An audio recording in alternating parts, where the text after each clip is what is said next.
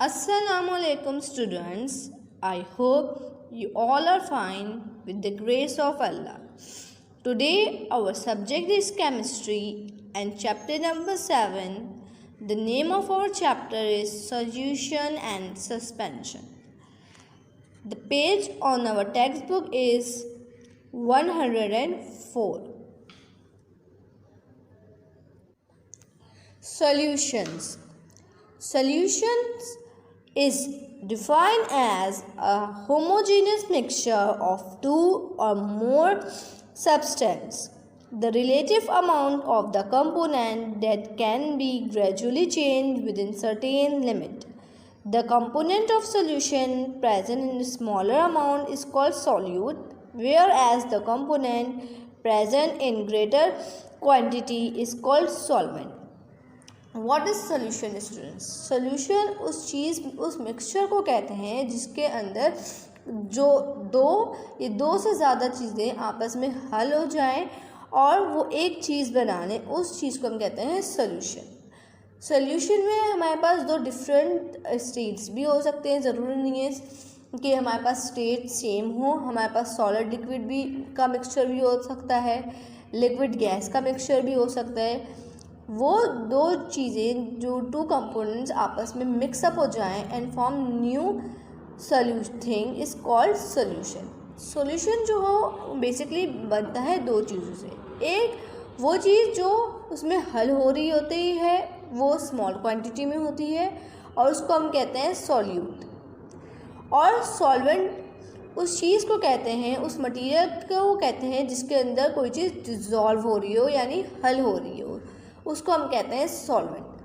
For example the example of solute is salt. जैसे salt है, हम उसको डिज़ोल्व करते हैं अगर पानी के अंदर, तो वो क्या हो गया, क्या चीज़ हल हो रही है हमारे पास, सॉल्ट हल हो रहा है, तो डिज़ोल्व हो रहा है, तो हम उसको क्या कहेंगे, सॉल्यूट। और किस चीज़ के अंदर डिज़ोल्व हो रहा है, वाटर में डिज़ोल्व हो रहा है सॉल्ट। किस चीज़ में डिज़ोल्व हो रहा है, वाटर में। जिस चीज़ में कोई चीज़ डिज़ोल्व होती है उस चीज़ को हम कहते हैं सॉल्वेंट। सो स्टूडेंट्स, सॉल्यूशन के दो कंपोनेंट होते हैं, एक वो जो डिज़ोल्व होता है उसको हम कहते हैं सॉल्यूट, और जिसके अंदर चीज़ डिज़ोल्व हो रही होती है उस कंपोनेंट को हम कहते हैं सॉल्वेंट। सॉल्यूट जो है वो लिटिल क्वांटिटी में होता है और सॉल्वेंट जो होता है वो ज़्यादा क्वांटिटी में होता है। दोनों चीज़ें आपस में मिलके सॉल्यूशन बनाते हैं। So students, what is solution? Solution वो चीज़ है, वो मिक्सचर है जिसके अंदर सॉल्यूट, जैसे इस पिक्चर में दिख रहा है सॉल्यूट, सॉल्ट जो है वो डिज़ोल्व हो रहा है सॉल्वेंट के अंदर। सॉल्वेंट क्या है हमारे पास, वाटर, एंड सॉल्ट और वाटर मिलकर एक मिक्सचर बना लें जिसको हम कहते हैं solution.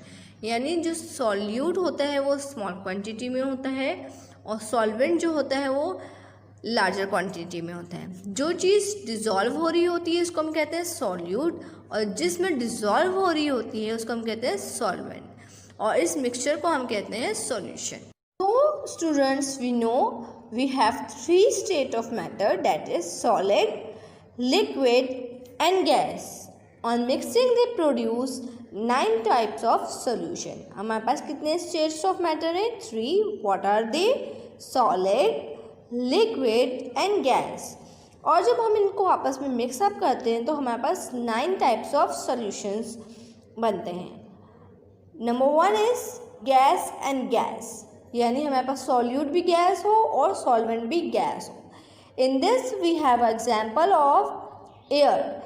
Air is a mixture of 78% of nitrogen, 21% of oxygen and 1% of other gases। यानी जो हमारे पास एयर है ये मिक्सचर है बहुत सारी गैसेस का, जिसके अंदर 78% हमारे पास नाइट्रोजन है, 21% हमारे पास ऑक्सीजन है और 1% अदर गैसेस है। Second type of solution is gas as a solute and liquid as a solvent. Here we have example of carbonated soft drinks such as Coca-Cola, Bubble Up, etc. Ammonium gas in water and air dissolve in water. अब हमारे पास second type of solution में आ जाता है solute as a gas, solvent है हमारे पास लिक्विड। इसके अंदर हमारे पास एग्जांपल है कार्बोनेटेड वाटर, सॉफ्ट ड्रिंक्स।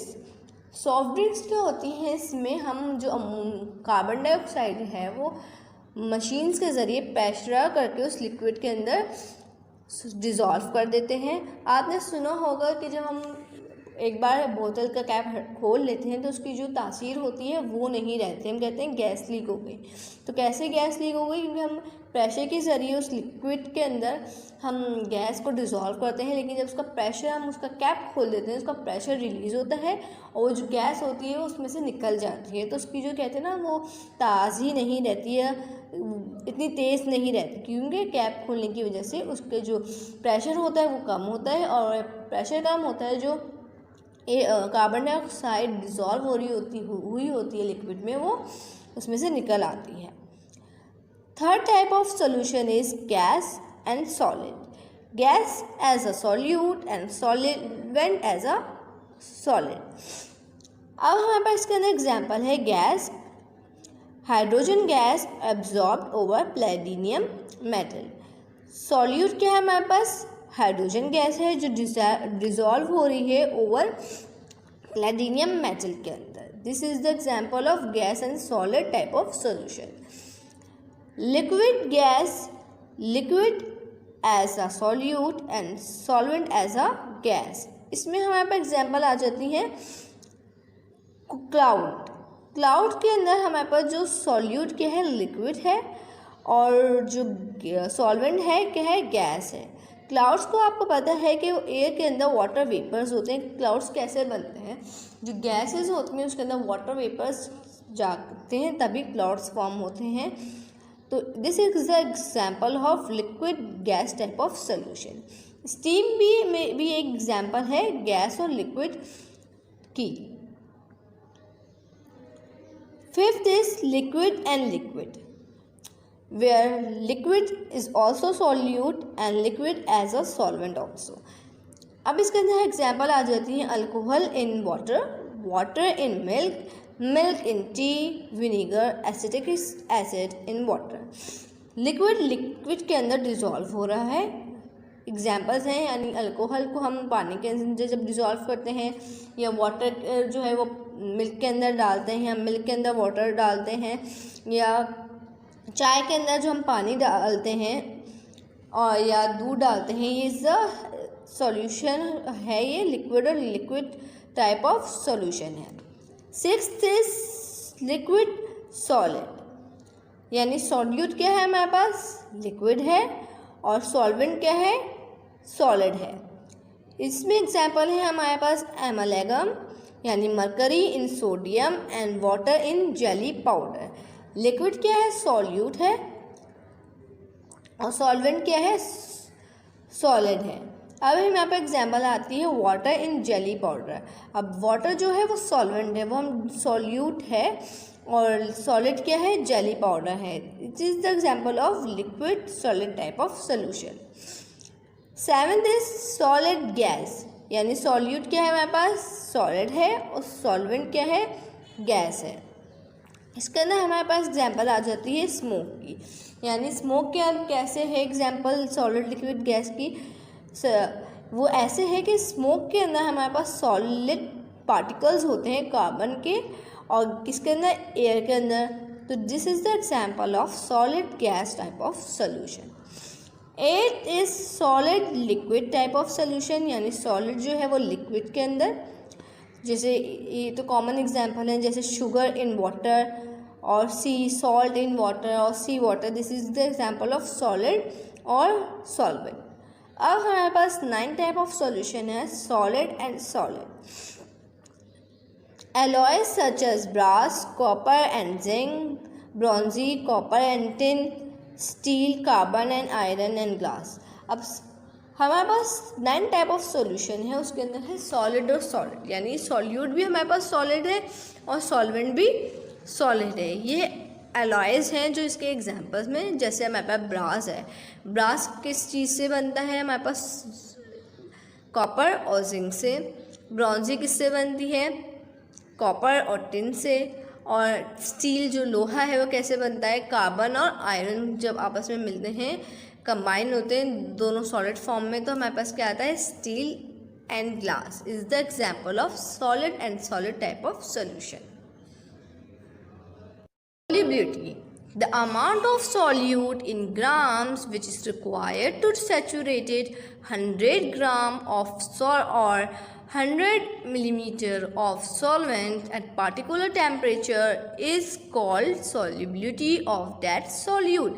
यानी वो अमाउंट सॉल्यूट की जो ग्राम्स में हो वो सैचुरेट करे यानी डिज़ोल्व हो जाए 100 ग्राम या 100 ml ऑफ सॉल्वेंट के अंदर पार्टिकुलर टेम्परेचर के ऊपर, इसको हम कहते हैं सॉल्युबिलिटी। और सॉल्युबिलिटी को हम इस तरीके से कहते हैं यानी वो सलाहियत सॉल्यूट की कि वो 100 ml में या 100 ग्राम में वो कितना डिज़ोल्व होता है सॉल्यूट, इसको हम कहते हैं solubility of that solute. Factors that affect solubility यानी वो फैक्टर जिसकी वजह से सॉल्यूट की सॉल्युबिलिटी यानी सलाहियत सॉल्यूट की डिज़ोल्व होने की वो असर करे, इसको हम कहते हैं factors that affect the solubility. We have 3 factors that affect the solubility. Number 1 the nature of solute and solvent, number 2 temperature, number 3 pressure that is only applicable to gases यानी प्रेशर जो है वो सिर्फ तब अफेक्ट करेगा जो हमारे पास सॉल्यूट या सॉल्वेंट गैस हो। Temperature: solution of gas in liquid are affected by temperature. As temperature increase the solubility of a gas in a liquid decreases.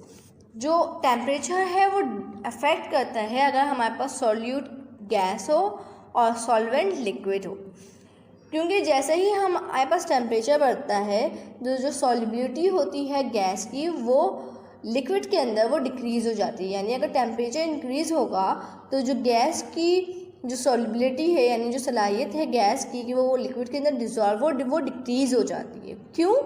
As temperature increases the kinetic energy of solute gas increases and the gas can escape. क्यों होता है? जब temperature increase होता है तो जो kinetic energy होती है सॉल्यूट गैसेस की वो इंक्रीज़ हो जाती है। अब जो मॉलिक्यूल्स होते हैं सॉल्यूट गैस के वो इंक्रीज़ होती है उनकी काइनेटिक एनर्जी, और वो गैस जो है वो लिक्विड के ऊपर से जगह छोड़कर एयर के अंदर शामिल हो जाती है। Solubility of solid in liquid यानी सॉल्युबिलिटी की सॉलिड की लिक्विड के अंदर। टोटल अपोजिट है इसके अंदर, the solubility of a solid increases as the temperature increases. यानी अगर हम सॉलिड हमारे पास सॉल्यूट हो और सॉल्वेंट लिक्विड हो तो जब टेम्परेचर इंक्रीज़ करेंगे तो जो सलाहियत होती है सॉलिड की यानी जो सॉल्युबिलिटी होती है लिक्विड की सॉलिड की वो इंक्रीज़ होती है जैसे ही टेम्परेचर इंक्रीज़ होता है। यानी हम टेम्परेचर इंक्रीज़ करेंगे तो सॉलिड जो है वो ज़्यादा लिक्विड के अंदर डिसॉल्व हो जाएगा, जो सॉल्युबिलिटी है सॉलिड की वो इंक्रीज़ हो जाएगी। लेकिन बहुत कम रेयर केसेस हैं जिसके अंदर ऐसा नहीं होता, लेकिन ज़्यादातर अगर हम टेम्परेचर इंक्रीज़ करेंगे जो सॉल्युबिलिटी होती है वो सॉलिड की वो भी इंक्रीज़ हो जाती है when we dissolve the solid in liquid. For example कि अगर हम शुगर को नॉर्मल टेम्परेचर के अंदर शुगर हम डिज़ोल्व करते हैं वाटर के अंदर तो हमारे पास 179 जो है वो डिज़ोल्व होती है पर 100 ml के अंदर। लेकिन अगर हम टेम्परेचर बढ़ा देते हैं तो क्या होता है, अगर 100 डिग्री सेंटीग्रेड के ऊपर जो शुगर की मिकदार भी ज़्यादा हो जाएगी। यानी पहले वो 179 डिज़ोल्व हो रही थी रूम टेम्परेचर पे, अब हम टेम्परेचर बढ़ा देंगे तो वो 487 ग्राम इंक्रीज़ हो जाएगी, इसकी सॉल्युबिलिटी बढ़ जाएगी 100 ml ऑफ वाटर के ऊपर। लेकिन अगर सॉल्युबिलिटी और गैसेस की अगर हम इंक्रीज़ करेंगे, अगर हम टेम्परेचर इंक्रीज़ करेंगे तो जो सॉल्युबिलिटी है वो गैस की लिक्विड के अंदर वो डिक्रीज़ हो जाएगी। Pressure: the solubilities of solid and liquids are not affected by pressure. यानी जो सॉल्युबिलिटीज़ हैं सॉलिड की और लिक्विड वो अफेक्ट नहीं होती हैं प्रेशर से। But the solubility of a gas in a liquid is affected. यानी जब हम कोई गैस को डिज़ोल्व करते हैं किसी लिक्विड के अंदर तो जो प्रेशर है वो मैटर करता है। क्यों मैटर करता है कि when pressure is increased over the solvent the solubility of a gas increase. जब हम प्रेशर इंक्रीज़ करते हैं गैस के ऊपर तो वो उसकी जो सॉल्युबिलिटी होती है गैस की वो इंक्रीज़ हो जाती है। क्यों? Pressure increase as gas molecule strike the surface to enter the solution is increase. क्यों होती है? जब हम गैस के ऊपर प्रेशर इंक्रीज़ करते हैं तो उसके जो मॉलिक्यूल्स होते हैं गैस के वो जो जिसके अंदर हम डिज़ोल्व कर रहे होते हैं, फॉर एग्जांपल हमने एक बॉटल ली, उसके अंदर हमने लिया लिक्विड, अब उसके अंदर हम कार्बन डाइऑक्साइड को डिज़ोल्व कर रहे हैं। तो प्रेशर जब हम उसके ऊपर डालेंगे तो कार्बन डाइऑक्साइड के जो मॉलिक्यूल्स हैं वो स्ट्राइक करेंगे लिक्विड से और वो ईजीली डिज़ोल्व होंगे लिक्विड के अंदर एज़ कम्पेयर टू नॉर्मल। अगर हम प्रेशर नहीं डालेंगे तो जो गैस मॉलिक्यूल्स होंगे वो जो डिज़ोल्व नहीं होंगे लिक्विड के अंदर, लेकिन अगर हम प्रेशर इंक्रीज़ करेंगे तो जो सॉल्युबिलिटी ऑफ गैस है इन लिक्विड वो इंक्रीज़ हो जाएगी। The solubility of a gas in a liquid is directly proportional to the pressure of a gas। यानी जो सॉल्युबिलिटी है गैस की लिक्विड के अंदर, यानी जब हम डिज़ोल्व करते हैं गैस को लिक्विड के अंदर तो वो उसकी सॉल्युबिलिटी डायरेक्टली प्रमोशन हो जाती है प्रेशर ऑफ गैस के ऊपर। यानी हम जितना प्रेशर डालेंगे गैस पे उसकी जो सॉल्युबिलिटी है गैस की वो इंक्रीज़ हो जाएंगे। इस लॉ को हम कहते हैं Henry law and it is represented by m is equal to kp where m is the amount of gas dissolved यानी जो गैस हम डिज़ोल्व कर रहे हैं वो कितनी डिज़ोल्व होगी प्रेशर के बराबर, और के यहाँ पे हमारे पास कांस्टेंट है and p stand for pressure. ये इफ़ेक्ट हम इस तरीके से देख सकते हैं कि हम जब मैन्युफैक्चर होती हैं सॉफ्ट ड्रिंक्स जैसे कोला या 7 अप, तो इन बॉटल्स के अंदर क्या होता है कि हम कार्बन डाइऑक्साइड को प्रेशर के ज़रिए डिज़ोल्व कराते हैं लिक्विड के अंदर। यानी हम जब कार्बन डाइऑक्साइड को हम डिज़ोल्व करते हैं सॉफ्ट ड्रिंक्स के अंदर हम प्रेशर इंक्रीज़ करते हैं, तो प्रेशर इंक्रीज़ करते हैं जो कार्बन डाइऑक्साइड होता है वो लिक्विड के अंदर डिज़ोल्व हो जाता है।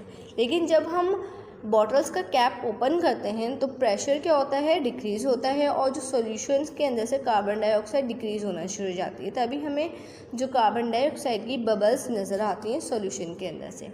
फॉर एग्जांपल हमारे पास हमने कोई पेप्सी ली वो बंद है, तो जब आप उसका कैप खोलेंगे तो उसके बबल्स निकलना शुरू हो जाती हैं। वो क्यों होता है? जब हम उसका कैप खोलते हैं बॉटल का तो जो प्रेशर होता है वो डिक्रीज़ होता है और कार्बन डाइऑक्साइड जो डिज़ोल्व हुई हुई होती है प्रेशर की वजह से लिक्विड के अंदर वो निकलना शुरू हो जाती है, और जो बबल्स होते हैं वो एग्जैक्टली वो कार्बन डाइऑक्साइड के बबल्स होते हैं। जो सॉल्युबिलिटी है गैस की वो अफेक्ट होती है by pressure. And solvent. When two substances are similar, they can dissolve in each other. Polar solute dissolve in polar solvents. Non-polar solute tend to dissolve in non-polar solvents. Nature of जो solute and solvent जो भी है affect करते हैं solubility के ऊपर। For example अगर हमारे पास दो सब्सटेंस हैं वो एक जैसे हैं तो वो आपस में डिज़ोल्व हो जाएंगे, यानी पोलर सॉल्यूट जो है वो पोलर सॉल्वेंट में इजीली डिज़ोल्व हो जाएगा और नॉन पोलर सॉल्यूट जो है वो भी नॉन पोलर सॉल्वेंट के अंदर ही डिज़ोल्व होगा। यानी जो दो एक जैसी चीज़ें होती हैं जिनकी प्रॉपर्टीज़ एक जैसी होती हैं वो आपस में इजीली मिक्सअप हो जाते हैं, वो मिक्स हो जाते हैं। तो जो नेचर ऑफ सॉल्यूट है वो भी डिपेंड करता है हमारे पास सॉल्युबिलिटी ऑफ द सॉल्यूट के ऊपर। फॉर एग्जांपल अगर हमारे पास एक पोलर सॉल्यूट है तो वो पोलर सॉल्वेंट के अंदर ही डिज़ोल्व होगा, और अगर हमारे पास एक नॉन पोलर सॉल्यूट है तो वो भी नॉन पोलर सब्सटेंस के अंदर डिज़ोल्व होगा। फॉर एग्जांपल अगर हम सॉल्यूट और सॉल्वेंट में हमारे पास पोलर है तो हमारे पास वाटर एंड अल्कोहल जो है हमारे पास पोलर सॉल्यूट एंड सॉल्वेंट है, तो ये आपस में इजीली डिज़ोल्व हो जाएंगे। और नॉन पोलर जैसे बेंजीन और कार्बन टेट्राक्लोराइड जो है ये नॉन पोलर हैं, तो ये आपस में इजीली डिसॉल्व हो जाएंगे। Polar and ionic solute easily dissolve in polar solvent, whereas non-polar solute easily dissolve in non-polar solvent. Hence it is said that like dissolves like, यानी एक चीज़ें एक आपस में जो सेम होती हैं वो डिज़ोल्व हो जाती हैं। मिसाल के तौर पर अगर हमारे पास कॉमन सॉल्ट लेते हैं NaCl, तो वो एक आयोनिक कंपाउंड है, तो वो ईजिली डिज़ोल्व हो जाएगा पोलर सॉल्वेंट के अंदर, जैसे हमारे जो है हमारे पास वाटर। लेकिन अब ये इनसॉल्युबल होगा नॉन पोलर सॉल्वेंट के अंदर, बेंजीन और पेट्रोल। जैसे हमारे पास एग्जांपल है नमक की, नमक जो इजीली डिज़ोल्व हो जाता है वाटर के अंदर। क्यों? क्योंकि जो नमक है सॉल्ट NaCl जो है वो आयोनिक कंपाउंड है और जो वाटर है वो पोलर सॉल्वेंट है, तो ये इजीली आपस में सॉल्यूट जो है NaCl वो इजीली डिज़ोल्व हो जाएगा सॉल्वेंट वाटर के अंदर। लेकिन वो जो सॉल्ट है हमारे पास वो इनसॉल्युबल होगा किसके अंदर? नॉन पोलर सॉल्वेंट के अंदर, जो like benzene and petrol. Now students, our next topic is saturated, unsaturated and supersaturated solution. Solution can be classified as saturated or unsaturated solution. What is saturated solution? A saturated solution contains the maximum quantity of solute that dissolve at that temperature. यानी saturated solution उस solution को कहते हैं जिसके अंदर solute की जो मिकदार है वो मैक्सिमम हो एट दैट टेम्परेचर, यानी ज़्यादा से ज़्यादा जितना सॉल्यूट जो है वो डिज़ोल्व हो सकता है सॉल्वेंट के अंदर, यानी उसके अंदर उस सॉल्यूशन के अंदर और ज़्यादा सलाहियत मौजूद नहीं हो कि और सॉल्यूट को वो डिज़ोल्व कर सके, उस सॉल्यूशन को हम कहते हैं saturated solution. And unsaturated solution, an unsaturated solution contains less than the maximum amount of solute that can dissolve at particular temperature. यानी unsaturated solution उस solution को कहते हैं जिसके अंदर मैक्सिमम अमाउंट्स ऑफ सॉल्यूट नहीं हो बल्कि लेस अमाउंट हो than the maximum amount of solution, और उस सॉल्यूशन के अंदर सलाहियत हो कि वो और सॉल्यूट अपने अंदर डिज़ोल्व कर सके, उस सॉल्यूशन को हम कहते हैं unsaturated solution. Preparation of saturated solution. Take some water in a beaker with constant stirring add crystals of sugar till they do not dissolve and start to settle down. The solution thus obtained is saturated solution of sugar at room temperature. हम किस तरीके से saturated solution बना सकते हैं? कुछ पानी लें, थोड़ा सा पानी लें बीकर के अंदर और उसके अंदर चीनी डालें और उसको जब तक हिलाते रहें जब तक वो चीनी उसके अंदर डिज़ोल्व नहीं हो जाती। फिर उसमें और चीनी डालें कि जब तक उस पानी की सलाहियत ख़त्म नहीं हो जाती कि वो और चीनी अपने अंदर डिज़ोल्व नहीं कर सके, और जो चीनी के क्रिस्टल्स हैं, क्रिस्टल ऑफ शुगर हैं, वो नीचे सेटल डाउन होना नहीं शुरू हो जाएँ। So the solution thus obtained is saturated solution at room temperature. हमारे पास solution बन गया at room temperature पे saturated solution. Preparation of unsaturated solution. Take a few crystals of sugar and dissolve them in a glass of water.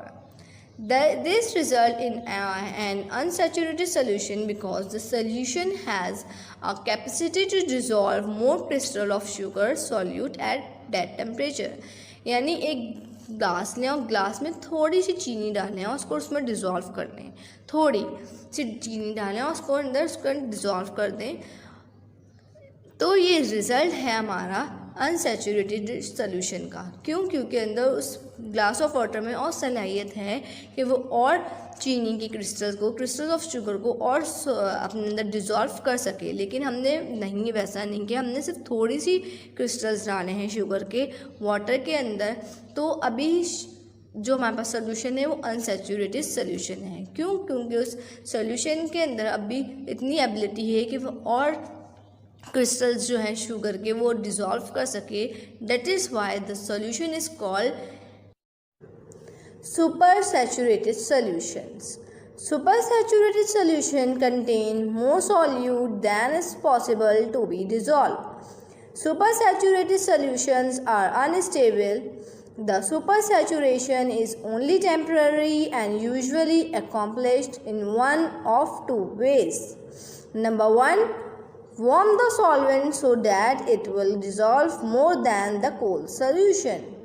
Number 2, evaporate some of the solvent carefully so that the solute does not solidify and come out of the solution. Now, what is supersaturated solution? Saturated solution, students, you know what is.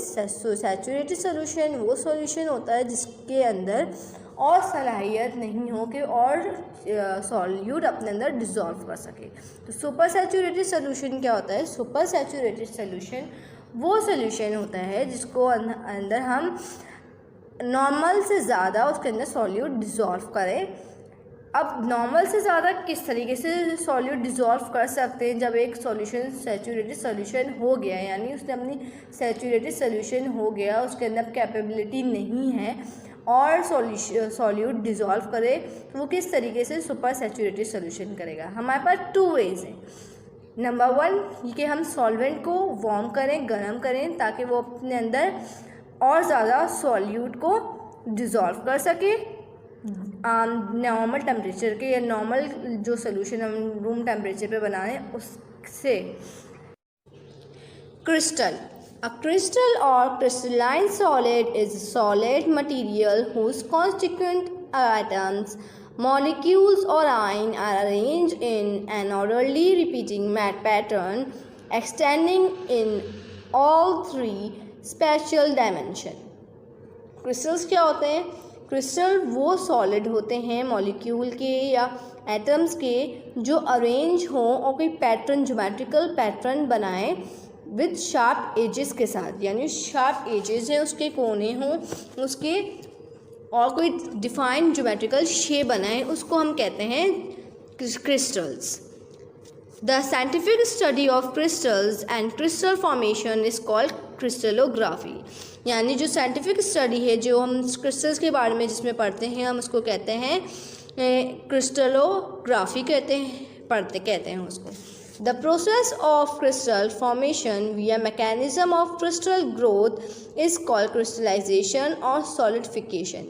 यानी जो वो process जिसके ज़रिए crystals बनते हैं उस mechanism को हम कहते हैं क्रिस्टलाइजेशन या सॉलिडिफिकेशन। अच्छा, प्रॉपर्टीज़ हमारे पास क्या हैं क्रिस्टलाइन सब्सटेंस की कि इनके they have sharp melting point. Number 2, they have regular and defined shape. Number 3, they contain water molecule called water of crystallization.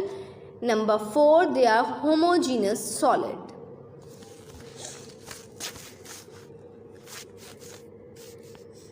Preparation of crystals of copper sulfate.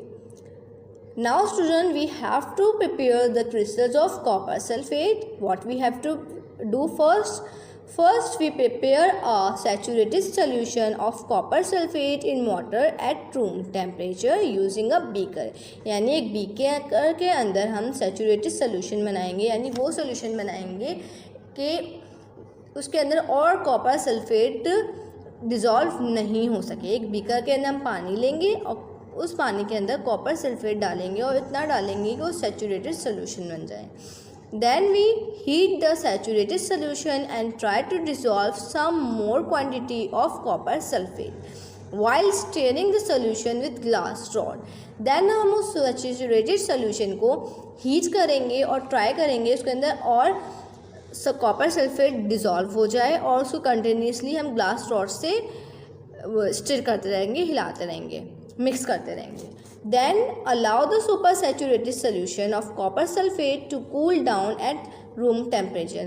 जैसे students मैंने आपको बताया था कि किस तरीके से सुपर सैचुरेटेड सोल्यूशन बनता है, इस तरीके से हम इस कॉपर सल्फेट के सोल्यूशन को सुपर सैचुरेटेड सोल्यूशन बनाएंगे, उसको हीटअप करके और जब हमारा सुपर सैचुरेटेड सोल्यूशन तैयार हो जाएगा उसको हम कूल डाउन करेंगे at room temperature. Upon cooling and standing crystals of copper sulphate and water that is blue vitriol will be form. जब हम उसको हमारे सॉल्यूशन को हम अलाउ करेंगे कि वो कूल डाउन हो जाए तो उसके अंदर क्रिस्टल्स बन जाएंगे, ज़र्रे बन जाएंगे छोटे छोटे से, जिसको हम कहेंगे ब्लू वाइट्रॉल के, जो होंगे कॉपर सल्फेट और वाटर क्रिस्टलाइजेशन के। यानी CuSO, Cu स्टैंड करता है कॉपर को, S स्टैंड करता है सल्फ़र को और O स्टैंड करता है ऑक्सीजन को एंड 0.5H2O स्टैंड करता है हमारे पास वाटर के मॉलिक्यूल को। यानी जैसे मैंने आपको बताया जो क्रिस्टल होते हैं उसके अंदर वाटर के क्रिस्टल्स भी होते हैं। इसी तरह से जो हमारे पास कॉपर सल्फेट का क्रिस्टल बनेगा जिसको हम कहेंगे ब्लू वाइट्रॉल, उसके अंदर भी क्रिस्टल्स होंगे वाटर के। Then filter out the filter crystals and observe the shape of crystal under a light microscope।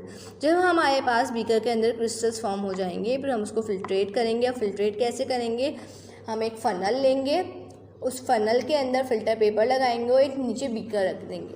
Then जब हम उसके फ़िल्टर पेपर के ऊपर से हम सॉल्यूशन को गुजारेंगे तो हमारे पास जो क्रिस्टल्स हैं वो फ़िल्टर पेपर के ऊपर आ जाएंगे और जो सॉल्यूशन है वो नीचे हमारे पास जो बीकर है उसके अंदर चले जाएगा। देन उस फिल्टर पेपर के ऊपर से हमारे जो क्रिस्टल्स आए हैं उसको हम एग्जामाइन करेंगे अंडर लाइट माइक्रोस्कोप, ताकि हमें जो क्रिस्टल्स फॉर्म हुए हैं उसकी शेप पता चल सके, देख सकें हम उसको। Preparation of crystals of copper sulphate. Now student, we have to prepare the crystals of copper sulfate. What we have to do first? First we prepare a saturated solution of copper sulfate in water at room temperature using a beaker। यानी एक beaker के अंदर हम saturated solution बनाएंगे, यानी वो solution बनाएंगे कि उसके अंदर और कॉपर सल्फेट डिज़ोल्व नहीं हो सके। एक बीकर के अंदर हम पानी लेंगे और उस पानी के अंदर कॉपर सल्फेट डालेंगे और इतना डालेंगे कि वो सैचुरेटेड सोल्यूशन बन जाए। Then we heat the saturated solution and try to dissolve some more quantity of copper sulphate while stirring the solution with glass rod. Then हम उस सैचुरेटेड सोल्यूशन को हीट करेंगे और ट्राई करेंगे उसके अंदर और कॉपर सल्फेट डिज़ोल्व हो जाए और उसको कंटिन्यूसली हम ग्लास रॉड से स्टिर करते रहेंगे, हिलाते रहेंगे, मिक्स करते रहेंगे। Then allow the super saturated solution of copper sulphate to cool down at room temperature. जैसे स्टूडेंट्स मैंने आपको बताया था कि किस तरीके से सुपर सैचुरेटेड सोल्यूशन बनता है, इस तरीके से हम इस कॉपर सल्फेट के सोल्यूशन को सुपर सैचुरेटेड सोल्यूशन बनाएंगे उसको हीटअप करके। और जब हमारा सुपर सैचुरेटेड सोल्यूशन तैयार हो जाएगा उसको हम कूल डाउन करेंगे at room temperature. Upon cooling and standing, crystals of copper sulfate and water that is blue vitriol will be formed। जब हम उसको हमारे सॉल्यूशन को हम अलाउ करेंगे कि वो कूल डाउन हो जाए तो उसके अंदर क्रिस्टल्स बन जाएंगे, ज़र्रे बन जाएंगे छोटे छोटे से, जिसको हम कहेंगे ब्लू वाइट्रॉल के, जो होंगे कॉपर सल्फेट और वाटर क्रिस्टलाइजेशन के। यानी CuSO, Cu स्टैंड करता है कॉपर को, S स्टैंड करता है सल्फ़र को और O स्टैंड करता है ऑक्सीजन को एंड 0.5H2O स्टैंड करता है हमारे पास वाटर के मॉलिक्यूल को। यानी जैसे मैंने आपको बताया जो क्रिस्टल होते हैं उसके अंदर वाटर के क्रिस्टल्स भी होते हैं। इसी तरह से जो हमारे पास कॉपर सल्फेट का क्रिस्टल बनेगा जिसको हम कहेंगे ब्लू वाइट्रॉल, उसके अंदर भी क्रिस्टल्स होंगे वाटर के। Then filter out the filter crystals and observe the shape of crystal under a light microscope। जब हमारे पास बीकर के अंदर क्रिस्टल्स फॉर्म हो जाएंगे फिर हम उसको फिल्ट्रेट करेंगे। अब फिल्ट्रेट कैसे करेंगे, हम एक फ़नल लेंगे, उस फ़नल के अंदर फ़िल्टर पेपर लगाएंगे और एक नीचे बीकर रख देंगे। देन जब हम उसके फ़िल्टर पेपर के ऊपर से हम सॉल्यूशन को गुजारेंगे तो हमारे पास जो क्रिस्टल्स हैं वो फ़िल्टर पेपर के ऊपर आ जाएंगे और जो सॉल्यूशन है वो नीचे हमारे पास जो बीकर है उसके अंदर चले जाएगा। देन उस फिल्टर पेपर के ऊपर से हमारे जो क्रिस्टल्स आए हैं उसको हम एग्जामाइन करेंगे अंडर लाइट माइक्रोस्कोप, ताकि हमें जो क्रिस्टल्स फॉर्म हुए हैं उसकी शेप पता चल सके, देख सकें हम उसको। Preparation of crystals of potassium nitrate. First of all, we take 100 ml of water in a beaker. Then prepare a saturated solution of potassium nitrate by dissolving 37 gram of solute at room temperature by means of stirring with glass rod. यानी हम prepare करेंगे saturated solution किस तरीके से कि उसके अंदर हम पोटेशियम नाइट्रेट डालेंगे और उसको डिज़ोल्व करेंगे जब तक वो सैचुरेटेड सोल्यूशन नहीं बन जाता. Then we heat the solution to 50 degrees centigrade and dissolve 20 gram of additional solution of solute of potassium nitrate while stirring the solution. फिर हम उसके अंदर 20 gram of additional potassium nitrate डालेंगे और उसको स्टिर करेंगे, हिलाएंगे. Then cool the filtrate to the room temperature. Upon cooling crystals of KNO3 are form.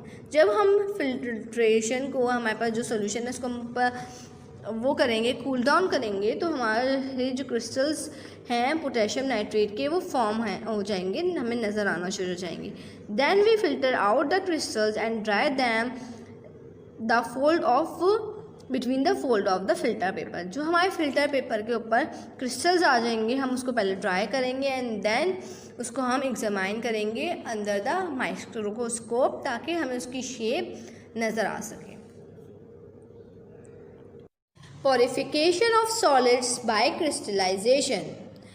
अब हम सॉलिड्स को किस तरह से इम्प्योर कर सकते हैं, यानी जो इम्प्योरिटीज़ होती हैं सॉलिड से उसके अंदर से हम उसको प्योर किस तरीके से कर सकते हैं. We use the method of crystallisation to purify the solid. यानी जब हम इम्प्योरिटीज़ जो हैं सॉलिड की हम उसको क्रिस्टलाइजेशन मेथड से प्योर कर सकते हैं. जो सॉलिड की इम्प्योरिटीज़ होती हैं उसके अंदर 2 टाइप्स ऑफ इम्प्योरिटीज़ होती हैं.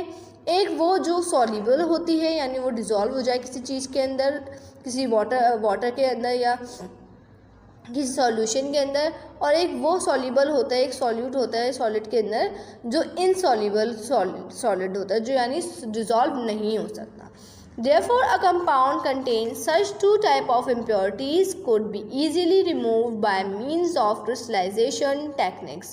यानी वो कंपाउंड जिसके अंदर 2 टाइप्स ऑफ impurities हों वो हम किस तरीके से impure कर सकते हैं by the method of crystallization technique. For example, a 42 gram of impure sample of potassium nitrate contain a small quantity of sand and sodium chloride. यानी हम एग्जाम्पल लेते हैं इम्प्योर सैम्पल लेते हैं पोटेशियम नाइट्रेट का जिसके अंदर थोड़ी मिकदार में हमारे पास सैंड भी मौजूद हो और NaCl यानी सोडियम क्लोराइड भी मौजूद हो. To obtain pure crystalline potassium nitrate we perform the crystallization technique as follows. हमें प्योर क्रिस्टल्स बनाने के लिए पोटेशियम नाइट्रेट के हम क्रिस्टलाइजेशन टेक्निक यूज़ करेंगे. Take 50 ml of water in a beaker and add the impure sample 40 gram of potassium nitrate to it. हम 50 ml of water लेंगे एक बीकर के अंदर और उसके अंदर इम्प्योर सैंपल जो हमें दिया हुआ है पोटेशियम नाइट्रेट का वो उसके अंदर डाल देंगे और उसको हमको स्टिर करेंगे अंटिल कि वो जो मिकदार यानी जो सॉलिड डिज़ोल्व हो सकता है वो उसके अंदर डिज़ोल्व हो जाए. Then supply heat gently till temperature of solution is above degree centigrade 50 degree centigrade. देन हम उस सॉल्यूशन को हीटअप करेंगे कि जब तक उसका टेम्परेचर 50 डिग्री सेंटीग्रेड तक नहीं हो जाता.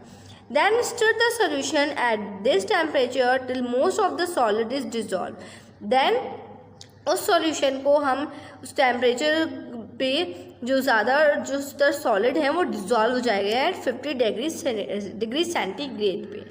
Then filter the hot solution and collect the filtrate in a beaker.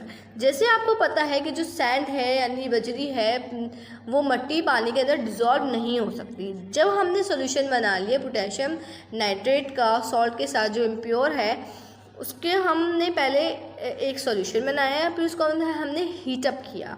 अब हीट अप करने के बाद जितने भी सॉलिड इनसॉल्युबल प्रॉपर्टी चीज़ें थी वो डिज़ोल्व हो गई, और सैंड क्योंकि डिज़ोल्व नहीं हो सकती वो ऊपर ही हमारे पास सॉल्यूशन के थी।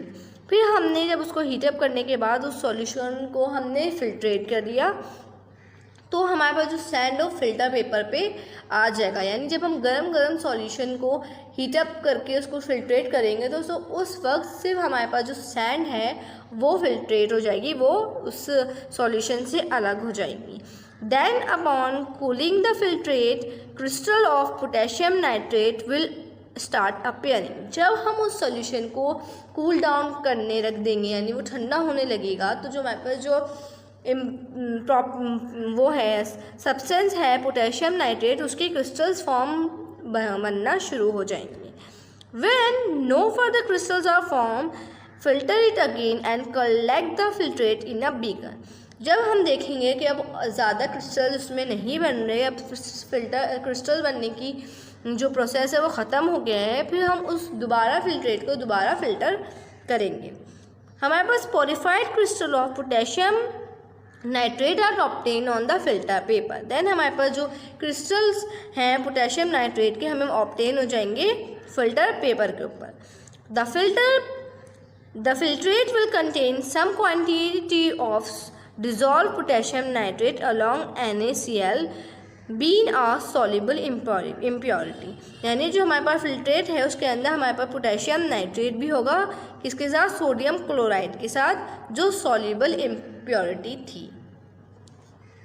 सो इस तरीके से हम सॉलिड के अंदर से इम्प्योरिटीज़ को निकाल सकते हैं by using the method of crystallisation. Strength of a solution. The strength of a solution means to the mass or volume of the solute present in known amount of solvent or solution.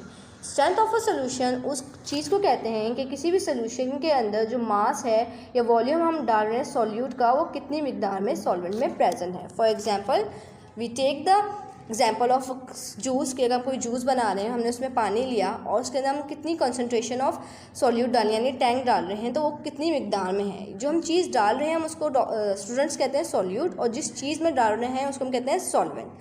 तो जितनी मिकदार में हम solute डालेंगे उतनी उससे हमें उस solution की स्ट्रेंथ पता चल जाएगी। This is called the strength of a solution. For example अगर हमने टैंक 1 स्पून डाला तो उसकी स्ट्रेंथ कम होगी। अब उसके अंदर हम एक और टेबल स्पून डालेंगे टैंक का, तो उसकी कॉन्सेंट्रेशन ज़्यादा हो जाएगी। This is called the strength of a solution. The following are the methods of expressing the strength of a solution. अब हमें किसी भी सॉल्यूशन की जो स्ट्रेंथ है वो कैसे पता चलती है? We have 5 methods by which we understood the strength of a solution. Number 1 is molarity, that is determined capital M. Number 2 is molality, it is represented by small m. Number 3 is mole fraction, that it is represented by small x. Concentration of solution. The amount of solute dissolved in given quantity of solvent is called concentration of solution.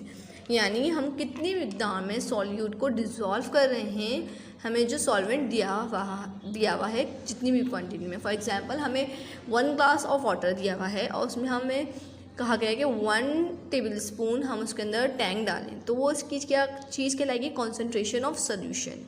अगर हम उसके अंदर water के अंदर और tank डालेंगे तो उसकी जो कॉन्सेंट्रेशन जो होगी वो ज़्यादा हो जाएगी। It is called the concentration of a solution. Concentrated solution. The solution which contain greater amount of solute as compared to amount of solvent is called concentrated solution. यानी वो solution जिसके अंदर solute की मिकदार हमारे पास ज़्यादा हो, वो ज़्यादा क्वांटिटी में मौजूद हो as compared to solvent is called concentrated solution. For example जैसे मैंने आपको बताया है कि हमारे पास 1 ग्लास ऑफ वाटर हो, अगर हम उसके अंदर 1 टेबल स्पून टैंक डाल दें तो उसकी वो चीज़ इसकी कॉन्सेंट्रेशन कहलाएगी। अगर हम टैंक की जो क्वांटिटी है 1 टेबल स्पून की जगह 2 या 3 कर देंगे तो वो क्या कहलाएगा? Concentrated solution. यानी 1 ग्लास ऑफ वाटर में हमारे पास जो टैंक है वो ज़्यादा हो, जैसे 3 स्पून या 4 स्पून, जब तक वो हमें उसके जो टेस्ट है सही नहीं लगे तो वो कहलाएगा उसकी concentrated solution. Dilute solution, the solution which contain lesser amount of solute as compared to the solvent is called dilute solution। यानी सॉल्यूशन की वो सॉल्यूशन जिसके अंदर हमारे पास सॉल्यूट वो लेस हो और एज कम्पेयर टू सॉल्वेंट, इसको हम कहते हैं डाइल्यूट सॉल्यूशन। जैसे हमारे पास 1 ग्लास ऑफ वाटर में ओनली हाफ टेबल स्पून जो है हमारे पास हाफ टी स्पून टैंक का हो तो वो क्या कहलाएगा, डाइल्यूट सॉल्यूशन। यानी कॉन्सेंट्रेटेड सॉल्यूशन में हमारे पास सॉल्यूट की जो क्वांटिटी होती है वो ज़्यादा होती है और डाइल्यूट सॉल्यूशन के अंदर हमारे पास सॉल्यूट की जो क्वांटिटी होती है वो लेस होती है। इट आप ये जो है जो कॉन्सेंट्रेटेड एंड डाइल्यूट सॉल्यूशन ये आप प्रैक्टिकली भी करेंगे अपनी लैब के। The following are the methods of expressing the strength of a solution. Now, students, we have 5 methods by which we determine the strength of a solution. Number 1 is molarity. It is represented by capital M. Number 2 is molality. It is represented by small m. Number 3 is mole fraction. It is represented by small x. Number 4 is percentage. It is represented by the mark of percentage. And number 5th is normality, and it is represented by capital N. Now number 1 is molarity. Molarity is defined as the number of moles of solute dissolved in 1 liter or 1 dm cube of a solution, and it is denoted by capital M. Molarity क्या होती है, number of moles of solute, यानी हम कितनी मिकदार में solute डाल रहे हैं 1 लीटर ऑफ सॉल्वेंट के अंदर। सॉल्वेंट में हमारे पास वाटर भी हो सकता है, कोई और दूसरी चीज़ भी हो सकती है, और सॉल्यूट कोई भी चीज़ हम कितनी मिकदार में डिज़ोल्व कर रहे हैं 1 लीटर ऑफ सॉल्यूशन के अंदर, उस चीज़ को हम कहते हैं molarity. For example 1 mole of sodium hydroxide, that is its gram molecular formula mass is 40 gram dissolved in 1 liter dm cube of solution. It is said to be 1 molar solution। यानी अगर हम एग्जांपल लें, अगर हम 1 मोल डालें sodium hydroxide का जिसका ग्राम formula मास है हमारे पास 40 ग्राम, उसको हम डिज़ोल्व करें 1 लीटर ऑफ अ सोल्यूशन के अंदर, यानी 1 लीटर सॉल्वेंट के अंदर, तो जो सोल्यूशन कहलाएगा हमारा 1 मोलर कहलाएगा, and it is represented by 1 m, and m is the unit of molarity. The molarity of any solution is found by dividing the number of moles of solute by the number of liter of solution। अब molarity हम मालूम कैसे करते हैं, moles of solute यानी हम कितनी मिकदार में solute डाल रहे हैं उसको हम डिवाइड करेंगे लीटर्स ऑफ सॉल्यूशन, यानी कितनी मिकदार में हमारे पास सॉल्वेंट है उससे हम उसको डिवाइड करेंगे, या तो वो लीटर्स में होगा या हमारा डीएम क्यूब में होगा। सो वी नो डैट कि the number of moles is equal to given mass of solute and it is divided by gram formula mass of solute. हम इसको इस नंबर ऑफ मोल्स किस तरीके से मालूम कर सकते हैं, हमारे पास जो given mass of a solute यानी हम कितनी मिकदार में सॉल्यूट डिज़ोल्व कर रहे हैं सॉल्वेंट के अंदर, और उसको हम डिवाइड करेंगे ग्राम फार्मूला मास से ऑफ सॉल्यूट। ग्राम फार्मूला मास हम किस तरीके से निकालेंगे मैंने आपको अपनी पहली वीडियोस में बता चुकी हूँ। नाउ लीटर ऑफ सोल्यूशन, अब हमारे पास कोई जो सोल्यूशन है हम उसको हम डिवाइड करेंगे 1000 को से, तो हमारे पास जो सोल्यूशन है वो लीटर्स में आ जाएगा। Thus molarity is equal to mass of solute divided by gram formula mass of solute multiply by 1000 cubic centimeter divided by cubic centimeter of solution. Molality is defined as the number of moles of solute dissolved per 100 gram of solvent. It is denoted by small m. Molality वो होती है जिसके अंदर हम number of moles of solute को हम dissolve करें 1000 ग्राम। यहाँ पे हमारे पास है student 1000 gram of solvent. Molarity में हमारे पास था 1 लीटर था, और लेकिन हमारे पास मोलैलिटी में होता है 1000 ग्राम ऑफ सॉल्वेंट, यानी हम कितना सॉल्यूट डिज़ोल्व कर रहे हैं 1000 ग्राम ऑफ सॉल्वेंट के अंदर, वो कहलाता है molality. It is defined as the number of moles of solute dissolved per 1000 gram of solvent, and it is denoted by small m.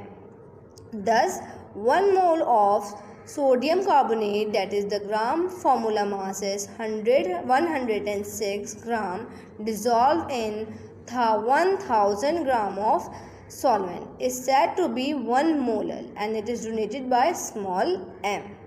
अब जैसे हमारे पास सोडियम कार्बोनेट है, हम उसका 1 मोल, और सोडियम कार्बोनेट का जो ग्राम फार्मूला मास है वो हमारे पास है 106, हम वो डिज़ोल्व कर रहे हैं 1000 ग्राम ऑफ सॉल्वेंट के अंदर।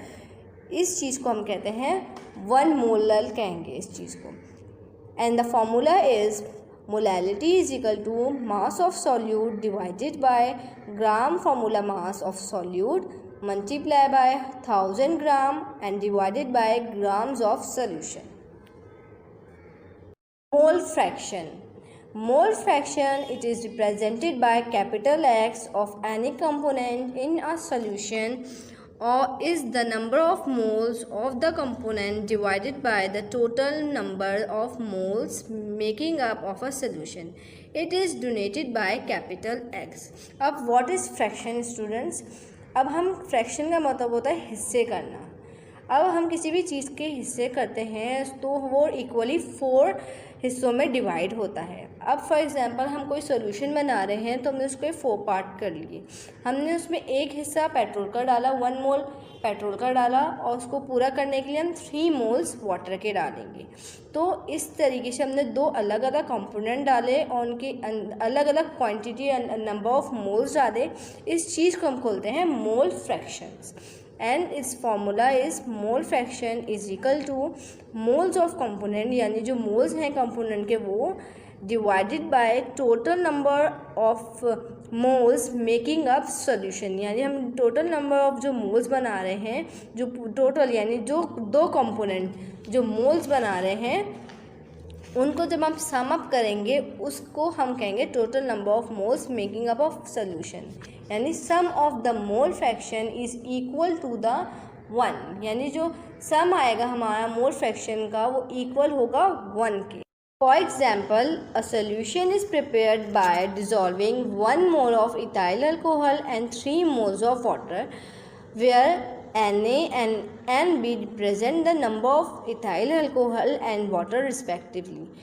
For example, हम एक डिज़ोल्व करते हैं 1 मोल ऑफ इथाइल अल्कोहल को 3 मोल्स ऑफ वाटर के अंदर, तो जो मोल्स ऑफ इथाइल अल्कोहल हैं वो रिप्रेजेंट होंगे Na से, और number of moles of water हैं वो रिप्रेजेंट होंगे Nb से।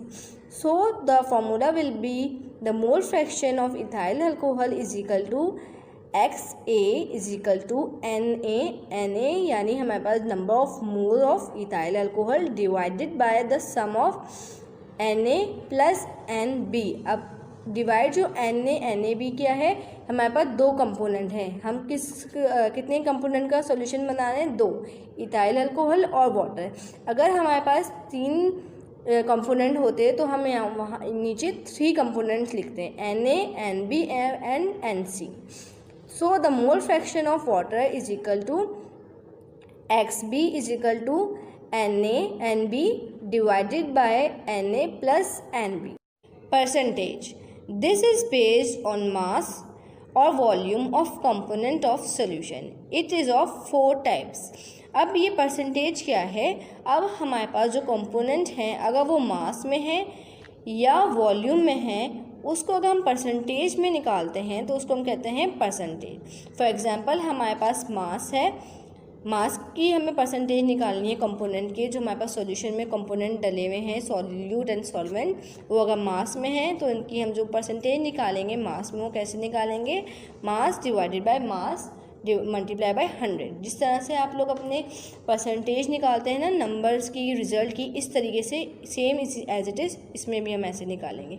फॉर एग्जांपल अगर हमारा दूसरा है परसेंटेज है हमारी मास डिवाइडेड बाय वॉल्यूम, यानी एक कंपोनेंट हमारा मास में है और दूसरा कंपोनेंट हमारा वॉल्यूम में है, तो उनको डिवाइड करके जो आंसर आएगा उसको हम मल्टीप्लाई करेंगे 100 से, तो हमारे आ जाएगा percentage of mass and volume की परसेंटेज आ जाएगी कंपोनेंट की। इसी तरह से अगर हमारे पास परसेंटेज निकालनी है वॉल्यूम बाय मास की, यानी हमारा जो सॉल्यूट है वो वॉल्यूम है और जो सॉल्वेंट है वो सॉलिड है, तो उसको हम कहेंगे volume mass percentage and it is, इसको भी हम ऐसे ही निकालेंगे। हम वॉल्यूम को ऊपर रखेंगे और डिवाइड करेंगे मास से और मल्टीप्लाई करेंगे 100 से।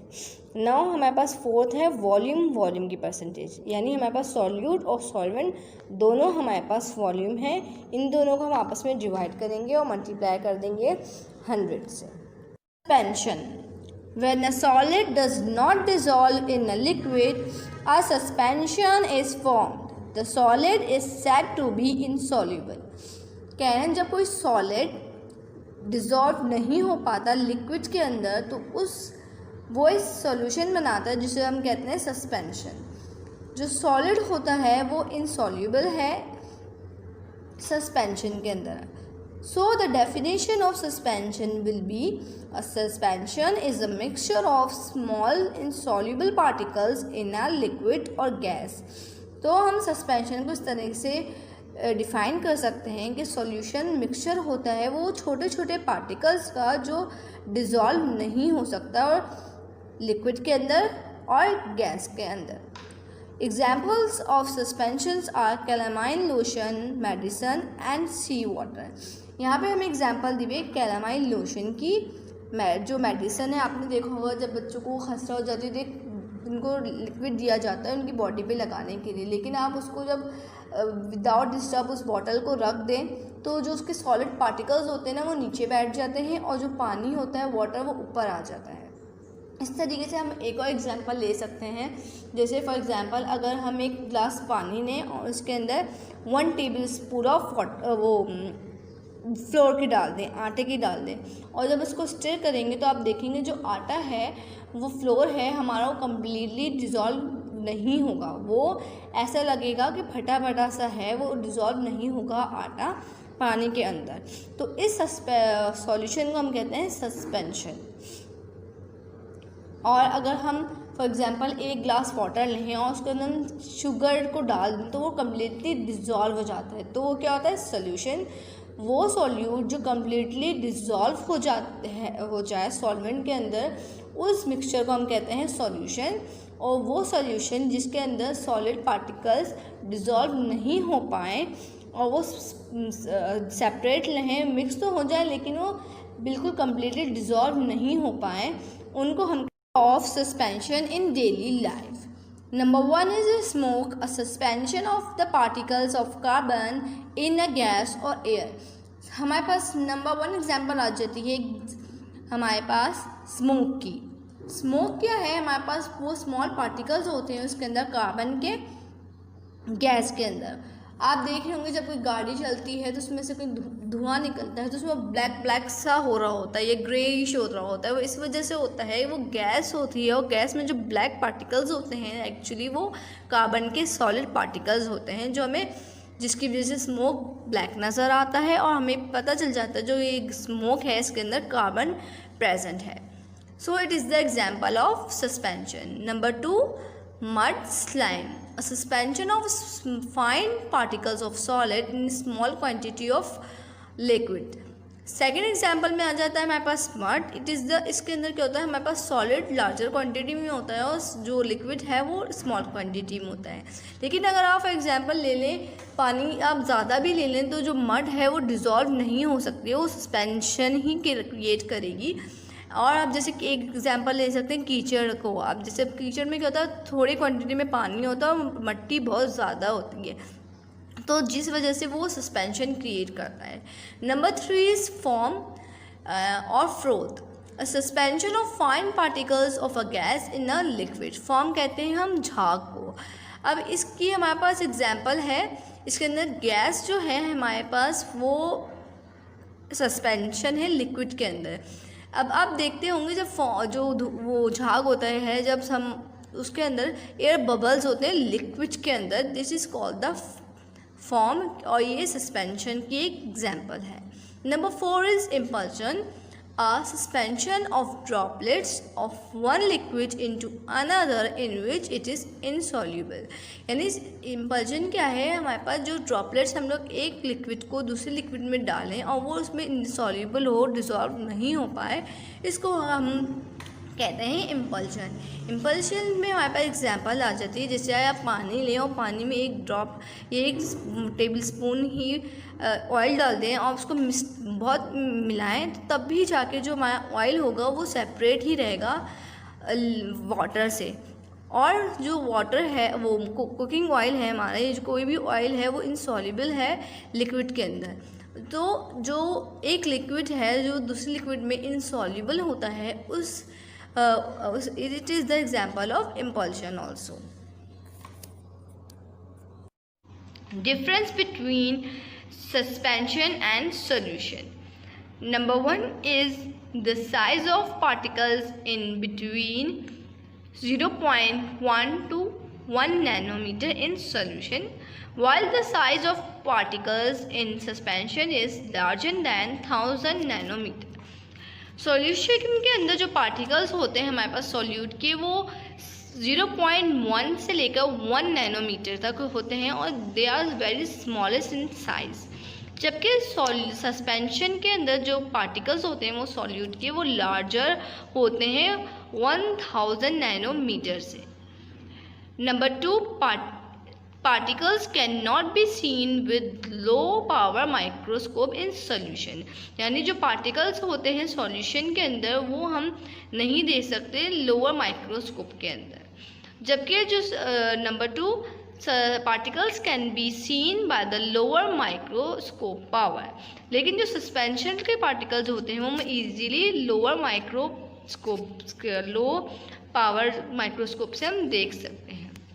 सॉल्यूशन में जो होता है वो होमोजीनियस होते हैं, होमोजीनियस जो इजीली आपस में सॉल्यूट और सॉल्वेंट डिज़ोल्व हो सकें और जो इन एक अलाइक हों, जैसे पोलर पोलर हो, नॉन पोलर हो।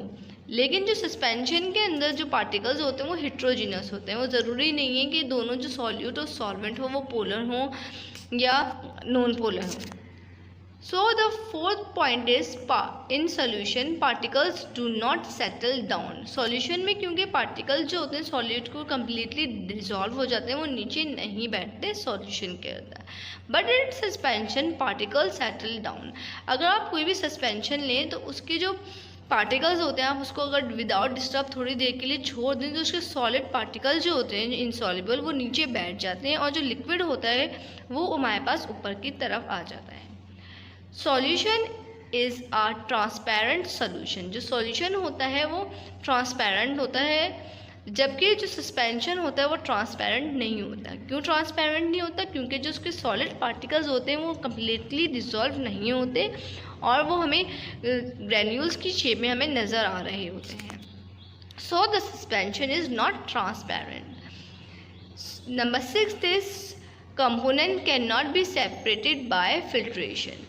सॉल्यूशन के अंदर जो हमारे पास कंपोनेंट होते हैं वो हम फिल्ट्रेशन के ज़रिए सेपरेट नहीं कर सकते, लेकिन जो कंपोनेंट होते हैं सस्पेंशन के वो हम सेपरेट कर सकते हैं फिल्ट्रेशन के ज़रिए से। Now students, we do solve our numericals today. First question is calculate the mole fraction of each component in a solution of 1 mole of ethyl alcohol and 3 moles of water। यानी हमें calculate करना है mole fraction एक component का, यानी जो हमारे पास solution के अंदर 2 कंपोनेंट हैं तो दोनों कंपोनेंट का हमें मोल फ्रैक्शन मालूम करना है। एक कंपोनेंट है हमारे पास इथाइल अल्कोहल और दूसरा कंपोनेंट है हमारे पास water. First of all, we write down the heading of data and then we first make our data. After the heading of data, we write the heading of given, हमें मतलब क्या क्या दिया हुआ है। अब हमें क्वेश्चन में क्या दिया हुआ है स्टूडेंट्स देखें, हमें मालूम क्या करना है मोल फ्रैक्शन, और गिवन क्या है 1 mole of ethyl alcohol and 3 moles of water. Moles of ethyl alcohol कितने हैं, is equal to 1 mole, and moles of water कितने हैं, 3 मोल्स। हमें रिक्वायर क्या करना है, रिक्वायर्ड क्या है हमारे पास, मोल फ्रैक्शन। ओके, हमें मोल फ्रैक्शन मालूम करना है। What is the formula of mole fraction, mole fraction of ethyl alcohol, यानी मोल फ्रैक्शन जो है इथाइल अल्कोहल का, उसका हमारा फॉर्मूला क्या होगा, XA is equal to NA divided by NA plus NB। ये XA जो है ये रिप्रेजेंट करता है, it is the symbol of mole fraction का, and it is divide is equal to NA। N क्या है, number of moles of ethyl alcohol, and divided by the sum of number of moles of ethyl alcohol and number of moles of water. यानी जो हमें दो component दिए हुए हैं, हमें पहले देखें किसका मालूम कर रहे हैं, हम मालूम कर रहे हैं इथाइल अल्कोहल का, हमने उसको नाम दे दिया कंपोनेंट A, और दूसरा कंपोनेंट हमारे पास क्या है, वाटर, हमने उसको दे दिया नाम B। अब हम ऊपर लिखेंगे number of moles of ethyl alcohol, और उसको डिवाइड कर देंगे by the sum of number of moles of ethyl alcohol plus number of water mole, यानी जो मैं जितने नंबर ऑफ मोल्स दिए मैं वाटर के और नंबर ऑफ मोल जितने दिए इथाइल अल्कोहल के, इन दोनों का सम अप करेंगे एंड देन उसको हम डिवाइड करेंगे NA से, यानी number of moles of ethyl alcohol. So our next formula of mole fraction of water is XB is equal to NB divided by NA plus NB। NB क्या है हमारे पास यहाँ पे, number of moles of water. तो हमें पहले किसका fraction मालूम करना है, वाटर का मालूम करना है, तो हम क्या, जिसका हमें मोल फ्रैक्शन मालूम करना है हम उसको ऊपर लिखेंगे। अभी हमें किसका मालूम करना है, वाटर का, तो हम NB ऊपर लिखेंगे और उसको हम डिवाइड करेंगे by the sum of number of moles of ethyl alcohol and number of moles of water. Now students, after the heading of formula we write the heading of solution. अब मैंने आपको बताया था हमें पहले किसका मालूम कर रहे हैं, इथाइल अल्कोहल का, तो हम लिखेंगे mole fraction of ethyl alcohol. क्या फॉर्मूला है हमारे पास, XA is equal to NA divided by NA plus NB। अब हमारे पास नंबर ऑफ इथाइल अल्कोहल कितने थे, 1, इसको हम डिवाइड करेंगे by the sum of number of moles of ethyl alcohol and water. Number of moles of ethyl alcohol कितने हैं, 1, number of moles of water कितने हैं, 3। सो जब हम सम करेंगे 1 प्लस 3 तो क्या आएगा हमारे पास आंसर 4, यानी 1 डिवाइडेड बाय 4। सो जब हम डिवाइड करेंगे 1 को 4 से तो हमारे पास क्या आंसर आएगा, 0.25, यानी मोल फ्रैक्शन कितना है इथाइल अल्कोहल का, 0.25। Now students, we find out the mole fraction of water। mole fraction of water हमारा क्या है, हमारे पास mole fraction of water के लिए फॉर्मूला है XB is equal to NB divided by NA plus divided by NB। NB यानी number of moles of water कितने हमारे पास, 3, और हम जब सम करेंगे NA प्लस NB वो क्या आएगा, 1 plus 3 is equal to 3 divided by 4। जब 1 में हम प्लस करेंगे 3 तो क्या आएगा आंसर 4। जब हम इन दो का डिवीजन निकालेंगे क्या आएगा, 0.75, यानी मोल फ्रैक्शन ऑफ वाटर क्या आएगा, 0.75। Now students, after the solution we make result mole fraction of ethyl alcohol is equal to 0.25 and mole fraction of water that is represented by XP is equal to 0.5. When the sum of the mole fraction is 0.25 plus 0.75 is equal to 1. Note that student the sum of mole fraction is always equal to 1, यानी जो mole fraction होता है जब हम उसको sum up करते हैं तो उसका हमेशा आंसर 1 आता है, और जब अगर हमारा मोल फ्रैक्शन का आंसर 1 आ जाए तो डेट्स मीन कि हमारा आंसर जो है वो करेक्ट है, क्योंकि ये फ्रैक्शन है, इसका कोई यूनिट भी नहीं होता। Now students, our question number 2 is calculate the molality of a solution prepared by dissolving 5.3 grams of sodium carbonate in 500 gram of water. यानी हमें कैलकुलेट करनी है molality. What we have to calculate, we have to calculate the molality. जो हमें solution मिला है बना हुआ, जिसके अंदर हमने डिज़ोल्व किया है 5.3 ग्राम ऑफ सोडियम कार्बोनेट। कितना हमने सॉल्यूट डिज़ोल्व किया है? 5.3 ग्राम ऑफ सोडियम कार्बोनेट। किसके अंदर? इन 500 ग्राम ऑफ वाटर सॉल्वेंट। यानी सॉल्वेंट क्या है हमारे पास? वाटर। कितना दिया हुआ हमें? 500 gram. First of all we make data बनाएंगे हम सबसे पहले। डाटा में हमें क्या है? पहले गिवन क्या दिया हुआ है हमें?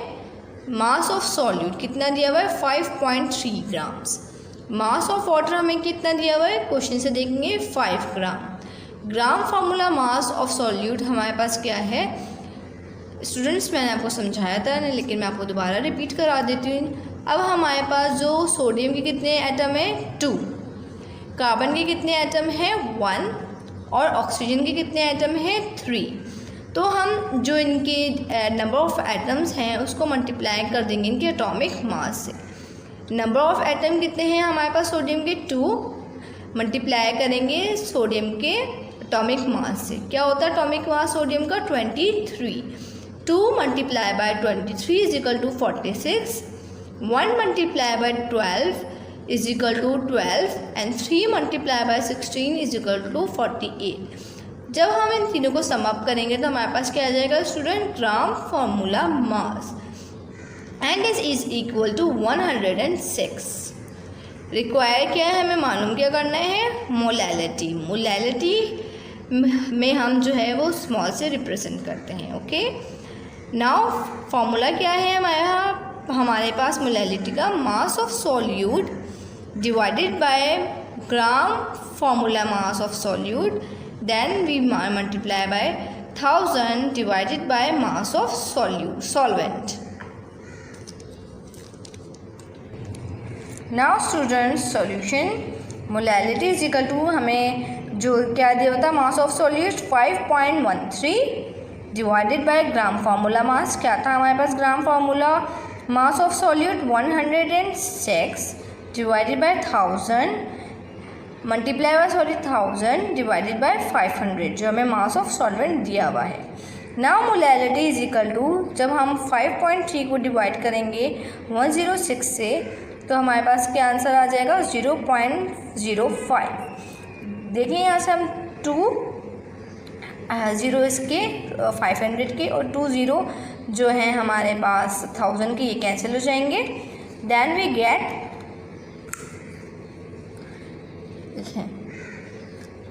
ये दोनों कैंसिल हो गए। अब हमारे पास क्या बचा? 5 1 ज़ा 5 एंड 10 5 2 ज़ा 10। क्या है हमारे पास आंसर? ये 2। इन दोनों को हम जब मल्टीप्लाई करेंगे तो अब हमारे पास आंसर आएगा 0.1, यानी मोलैलिटी जो है वो 0.1 है। Students, we have our question number 3 that is calculate the molality of solution containing 16 gram of glucose per 300 ml। यानी हमें एक सोल्यूशन दिया गया 300 ml का, मिलीमीटर का, उसके अंदर 16 ग्राम ऑफ हमारे पास ग्लूकोज डिज़ोल्व है। सो स्टूडेंट्स, हम क्या करेंगे? सबसे पहले डाटा बनाएंगे। हमें मास ऑफ सॉल्यूट कितना दिया हुआ है? 16 ग्राम। कितना दिया हुआ है हमें mass of solute? 16 gram. Volume of solution कितना, सॉल्वेंट कितना दिया हुआ है? सॉल्यूशन कितना है? 300 ग्राम। कितना है? 300 ग्राम है हमारे पास वॉल्यूम ऑफ सोल्यूशन, यानी सोल्यूशन कितना है हमारे पास? 300 ग्राम। अब हम ग्राम फार्मूला मास निकालेंगे सॉल्यूट का जो है ग्लूकोज। स्टूडेंट्स, आपको पता है ग्लूकोज का हमारे पास फार्मूला क्या होता है? C6H12O6। सो हम क्या करेंगे? 6 हमारे पास नंबर ऑफ़ एटम मौजूद हैं ग्लूकोज के और एटॉमिक मास क्या है कार्बन का 12। तो हम 16 को मल्टीप्लाई करेंगे 12 से तो हमें मिलेगा 72। Now we have 12 atom of hydrogen. It is present in glucose and the atomic mass of glucose is hydrogen is 1. 12 multiplied by 1 is equal to 12. Now we have 6 number of atoms of oxygen and the atomic mass of oxygen is 16. हम जब 6 को multiply करेंगे 16 से so we get 96. When we sum up all of them we get 180 grams of gram formula mass of solute. What we have to find? We have to find molarity, and molarity is represented by capital M. Formula क्या है हमारे पास? Molarity का m is equal to mass of solute, यानी जो हमें mass given है solute का वो, divided by gram formula mass of solute, and then it multiply by 1000 and divided by volume of solution. यानी हमें पहले यहाँ क्या लिखना है? मास ऑफ सॉल्यूट लिखना है, फिर हमें नीचे लिखना है ग्राम फार्मूला मास जो हमने निकाला है। यहाँ हमने लिखा है 1000 जो हमें फार्मूले का गिवन है, और हम नीचे लिखेंगे मास वॉल्यूम ऑफ सॉल्यूशन, यानी हमें जो वॉल्यूम दिया गया है सॉल्यूशन का वो। Now we solve our question. m is the symbol of molarity is equal to 16. 16 is the mass of solute given. 180 is the gram formula mass of solute. Multiply by 1000 and divided by 300. जब हम 16 को 180 से divide करेंगे हमें मिलेगा 0.088 multiply by, जब हम इन दोनों को डिवाइड करेंगे 1000 multiply bye 300 we get 3.33. When we multiply both of them, we get molarity which is 0.29 m, and the unit of molarity is capital M. Now students, we have our question number 4. Find the mass of sucrose whose molecular mass is 342 required to dissolve per 600 cubic meter of solution to prepare a semi-molar solution. यानी हमें mass of sucrose मालूम करना है, जो हमें dissolve करना है 600 cubic centimetre solution के अंदर। जो चीज़ डिज़ोल्व करते हैं वो क्या होता है स्टूडेंट? वो होती है सॉल्यूट। तो मास ऑफ सॉल्यूट जो है हमें वो मालूम करना है। मॉलिक्यूलर मास हमें दिया हुआ है और कितना सॉल्यूशन दिया हुआ है? 600 क्यूबिक मीटर। और हमें प्रिपेयर करना है, किस प्रिपेयर करने के लिए? Semi molar. सेमी मोलर कहते हैं 0.5 मोल। सेमी मोलर का मतलब होता है 0.5 mole. First we make data given volume of solution कितना दिया हुआ हमें क्वेश्चन में? 600 क्यूबिक मीटर। मोलैरिटी कितनी दी हुई है?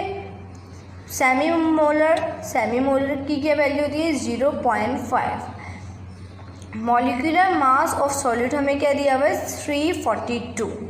मालूम क्या करना है हमें? Required mass of solute that is sucrose. Formula हम कौन सा यूज़ करेंगे यहाँ पे? Mass of solute is equal to molarity multiply by molecular mass multiply by volume and divided by 1000। सही।